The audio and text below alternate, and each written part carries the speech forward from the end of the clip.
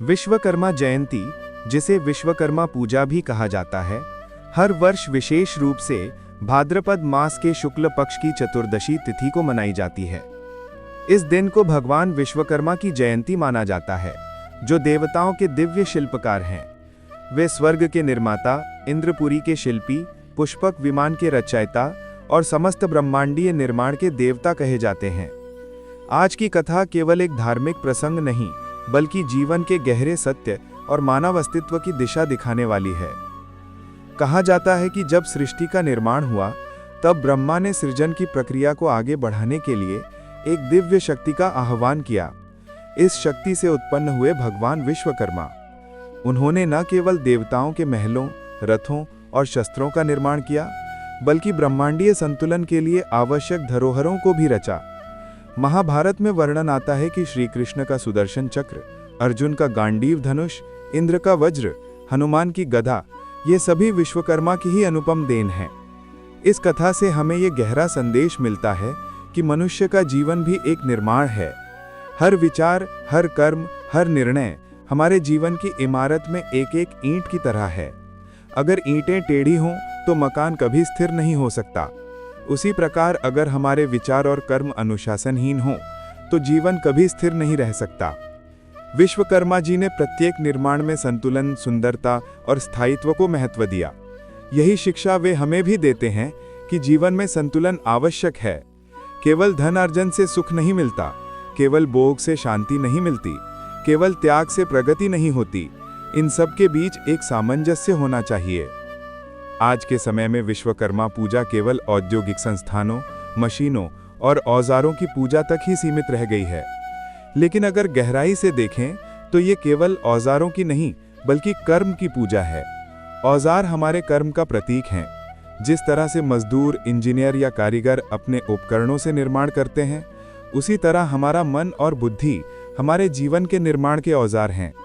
अगर इन्हें हम शुद्ध, संतुलित और सदाचार से संचालित करें तो जीवन दिव्य हो जाएगा।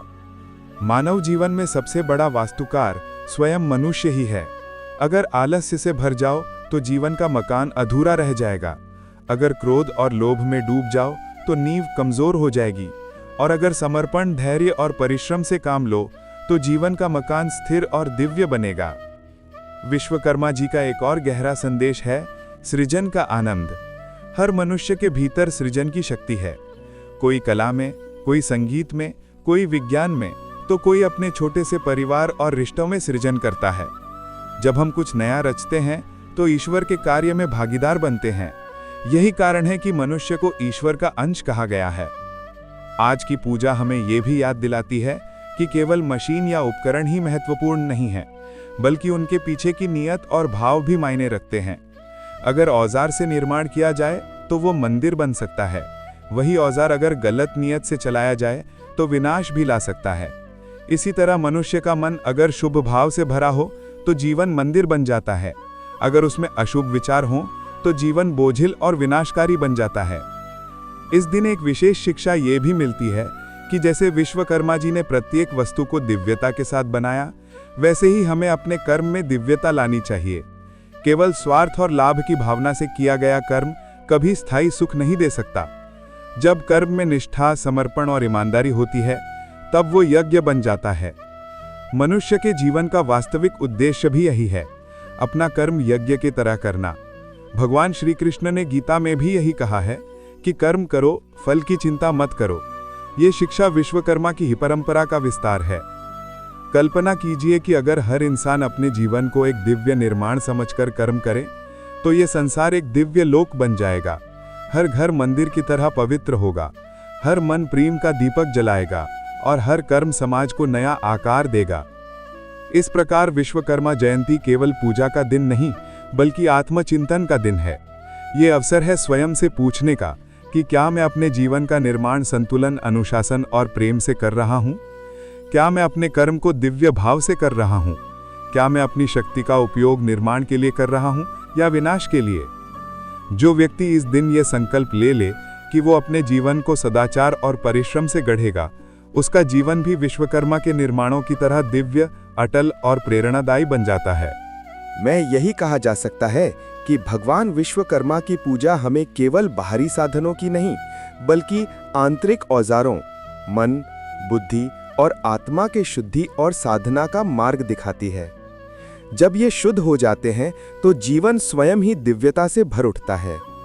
विश्वकर्मा जयंती केवल एक तिथि नहीं है, ये एक दिव्य स्मरण है उस शक्ति का जिसने संपूर्ण सृष्टि को आकार दिया। भगवान विश्वकर्मा केवल एक शिल्पकार नहीं, बल्कि दिव्यता के प्रथम इंजीनियर, प्रथम वास्तुकार और प्रथम वैज्ञानिक माने जाते हैं। वे सृष्टि के हर कण में बसते हैं, क्योंकि जहां कहीं भी सृजन है, वहीं विश्वकर्मा है। पुराणों में वर्णन है कि ब्रह्मा जी ने जब सृष्टि का विस्तार करने का विचार किया, तब उन्होंने एक ऐसी शक्ति का आवाहन किया जो न केवल रूप दे सके, बल्कि संतुलन और व्यवस्था भी ला सके। यही शक्ति रूप लेकर प्रकट हुई भगवान विश्वकर्मा। उनके हाथों से ही वे स्वर्गीय लोक बने, जिन्हें देखकर देवता भी आश्चर्यचकित हो उठे। इंद्रपुरी, यमपुरी, कुबेर का स्वर्ण महल, श्री कृष्ण का द्वारका नगर, ये सब उनके दिव्य शिल्प के परिणाम हैं। उनकी रचनाएं केवल भवन नहीं थीं, वे चेतना से भरे हुए जीवंत प्रतीक थे। प्रत्येक निर्माण के पीछे कोई ना कोई आध्यात्मिक रहस्य छिपा था। जैसे इंद्रपुरी शक्ति का प्रतीक, यमपुरी न्याय का प्रतीक और द्वारका प्रेम, धर्म और नीति का प्रतीक। मानव जीवन भी ठीक ऐसा ही एक निर्माण है। हर व्यक्ति अपने जीवन का स्वयं का विश्वकर्मा है। आपके विचार, आपके संस्कार, आपके कर्म, यही आपके जीवन की ईंटें हैं। अगर आपने इन्हें मजबूत बनाया तो आपका जीवन एक किले की तरह अडिग रहेगा। अगर आपने इन्हें कमजोर रखा तो जरा सा तूफान आएगा और जीवन की इमारत ढह जाएगी। विश्वकर्मा जयंती हमें याद दिलाती है कि केवल बाहर की मशीनें और औजार ही पवित्र नहीं होते, बल्कि असली औजार तो हमारे भीतर हैं, हमारा मन, हमारे बुद्धि और हमारी आत्मा। अगर मन अनुशासन में हो, बुद्धि विवेक में हो और आत्मा सच्चाई में हो, तो जीवन की गाड़ी सुगमता से चलती है। आज लोग इस दिन अपने कारखानों, मशीनों और औजारों की पूजा करते हैं। ये परंपरा इसलिए बनी क्योंकि मशीनें ही रोजी रोटी का साधन है। लेकिन हमें यह भी समझना चाहिए कि ये पूजा केवल मशीनों की सफाई नहीं, बल्कि कर्म की शुद्धि का प्रतीक है। औजार तभी दिव्य है जब उनके पीछे की नीयत सही हो। एक ही औजार अगर मंदिर बनाए तो वो साधन बन जाता है, वही औजार अगर हिंसा करे तो विनाश का कारण बन जाता है। इसी तरह मनुष्य का मन भी है। अगर उसमें प्रेम और करुणा है तो जीवन एक मंदिर है। अगर उसमें लोभ, ईर्ष्या और क्रोध है तो वही मन नरक का द्वार खोल देता है। कथा ये भी कहती है कि विश्वकर्मा जी ने सुदर्शन चक्र रचा, गांडीव धनुष दिया, इंद्र को वज्र दिया। सोचिए, अगर वे न होते तो धर्म की रक्षा कैसे होती। इसका अर्थ है कि मनुष्य को अपने जीवन में भी ऐसे औजार गढ़ने चाहिए। धैर्य का सुदर्शन, सत्य का गांडीव और करुणा का वज्र। जब जीवन में कठिनाइयां आए तो धैर्य का चक्र चलाकर उन्हें काट दो। जब मोह माया तुम्हें बांध ले तो सत्य का धनुष उठाकर उसका नाश करो। और जब अहंकार हावी हो जाए तो करुणा का वज्र उठाकर विनम्र बन जाओ। जीवन का सबसे बड़ा निर्माण केवल महल खड़ा करना नहीं है। जीवन का सबसे बड़ा निर्माण है चरित्र। क्योंकि महल समय के साथ टूट सकता है, लेकिन चरित्र ऐसा भवन है जो युगों तक स्थिर रहता है। रामायण और महाभारत के नायकों को आज भी लोग इसलिए याद करते हैं क्योंकि उनका चरित्र दिव्य था। आज के समय में जब इंसान केवल बाहरी सुख सुविधाओं की दौड़ में भाग रहा है, तब विश्वकर्मा जयंती हमें ठहर कर ये सोचने को कहती है कि मैं अपने जीवन का निर्माण किस दिशा में कर रहा हूँ। क्या मैं केवल ईंट पत्थरों का महल बना रहा हूँ या रिश्तों और मूल्यों का मंदिर भी गढ़ रहा हूँ। अगर हम जीवन को केवल पैसा कमाने की मशीन बना देंगे तो हम अधूरे रह जाएंगे, लेकिन अगर हम जीवन को सेवा, प्रेम और धर्म से सजाएंगे तो हम पूर्ण बन जाएंगे। भगवान विश्वकर्मा का संदेश है, सृजन करो। हर दिन, हर क्षण, हर स्थिति में सृजन की ऊर्जा को जगाओ। सृजन केवल बड़ा आविष्कार करना नहीं है। अगर कोई माँ अपने बच्चे के लिए प्रेम से रोटी बनाती है तो वो भी सृजन है। अगर कोई शिक्षक अपने विद्यार्थी को सही दिशा देता है तो वो भी सृजन है। अगर कोई व्यक्ति किसी दुखी को सांत्वना देता है तो वो भी सृजन है। सृजन का अर्थ है जीवन में प्रकाश भरना, और जब हम सृजन करते हैं तो ईश्वर के सह निर्माता बन जाते हैं। यही कारण है कि हर मनुष्य में ईश्वर का अंश कहा गया है। तो इस दिन जब आप पूजा करें तो केवल फूल और प्रसाद अर्पित ना करें, अपने भीतर ये संकल्प भी जगाएं कि मैं अपने जीवन का निर्माण ईमानदारी से करूंगा, मैं अपने कर्मों में सच्चाई रखूंगा, मैं अपने मन को अशुद्धि से बचाऊंगा, मैं अपने रिश्तों को प्रेम से सजाऊंगा। यही असली विश्वकर्मा पूजा है। और याद रखिए, जब जीवन का निर्माता स्वयं मनुष्य है तो उसे ये अधिकार भी है कि वो चाहे तो जीवन को मंदिर बना दे, चाहे तो रणभूमि। निर्णय हमारे हाथ में है। इसलिए विश्वकर्मा जयंती पर अपने औजारों के साथ साथ अपने विचारों को भी पवित्र करें, अपने हाथों के साथ साथ अपने हृदय को भी धोएं और अपने कर्म के साथ साथ अपनी नीयत को भी शुद्ध करें। तभी आपका जीवन भी द्वारिका की तरह दिव्य और अडिग बनेगा। भाइयों और बहनों, 17 सितंबर को हम सब भगवान विश्वकर्मा की पूजा करेंगे। ये दिन केवल एक पर्व नहीं, बल्कि आत्मचिंतन और जीवन निर्माण का अवसर है। भगवान विश्वकर्मा देवताओं के दिव्य शिल्पी कहे जाते हैं।